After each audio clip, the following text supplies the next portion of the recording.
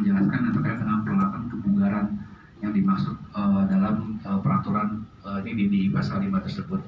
Terus juga kan ditanya juga sama tadi Mas David itu terkait dengan ada frase yang merujuk kepada SNI atau standar teknis federasi olahraga. Nah ini coba kami bantu jelaskan juga.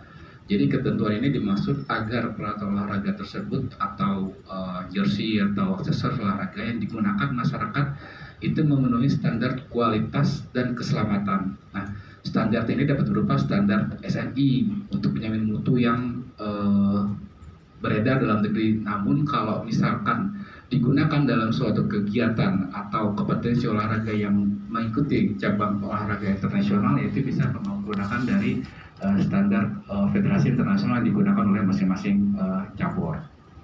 Ini ke situ. Terus yang kedua terkait dengan frasa TKDN ya, TKDN di pasal 21 itu kan ada ketentuan 40% itu dasarnya dari mana ya? Ini sebenarnya sih salah satu bentuk kebijakan afirmatif ya Bang Holland ya, yang sejalan dengan kebijakan nasional ya dalam negeri atau P3N yang diatur dalam Undang-Undang Perindustrian, Undang-Undang Pemberdayaan Industri serta kebijakan pengadaan barang nasional pemerintah.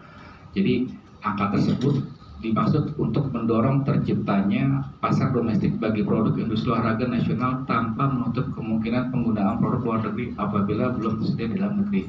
Tadi kan teman-teman dari IMI juga menyampaikan kan bahwa kalaupun tuh nanti regulasi ini keluar, teman-teman IMI sudah melakukan langkah itu terlebih dahulu. Namun juga enggak serta-merta ketika ada beberapa federasi internasional yang menetapkan standarnya itu juga bisa dipakai juga dan juga sudah dijalankan. Dan kami yakin juga nggak hanya dari IMI, hampir dari teman-teman cabur lain pun juga melakukan hal yang sama. Jadi memang kekuatan kita itu kalau misalkan kegiatannya itu atau kejuaraannya itu berupa kejurda atau yang non international federation, nah itu akan kita paksakan untuk memakai kontribusi TKDN tersebut gitu loh, seperti itu. Nah, lalu ada dari tentang pemangku kepentingan di pasal 22 tadi. Jadi yang dimaksud dengan pemangku ini adalah kalau dibaca itu kan ada beberapa pasal 22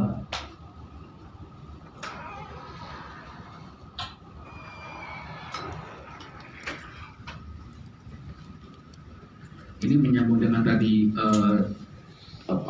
masukan dari kawan-kawan yang terkait dengan beberapa pelaku industri olahraga ya. Tadi kan ada Pak Bidawi juga sampaikan juga.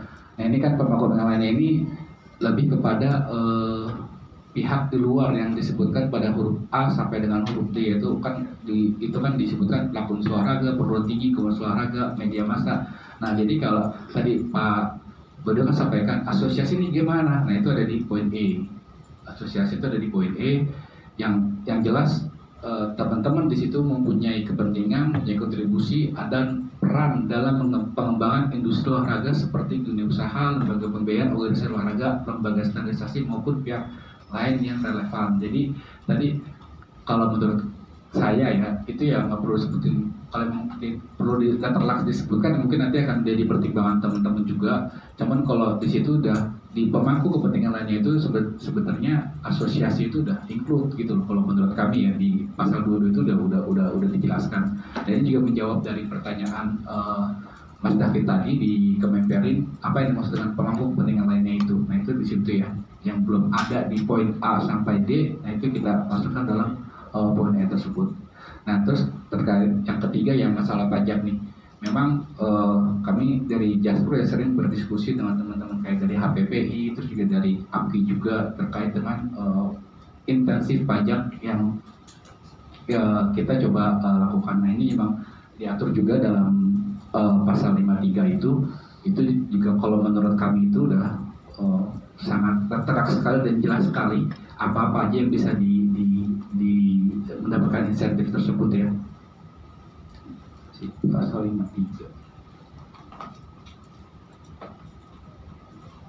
Nah itu ada tax holiday, tax allowance, super dedicated tax, fasilitas administrasi dan fasilitas di kawasan ekonomi khusus kawasan perdagangan, fasilitas pajak yang sebagian dimaksud pada ayat 2 diberikan sesuai dengan peraturan dan program yang berlaku.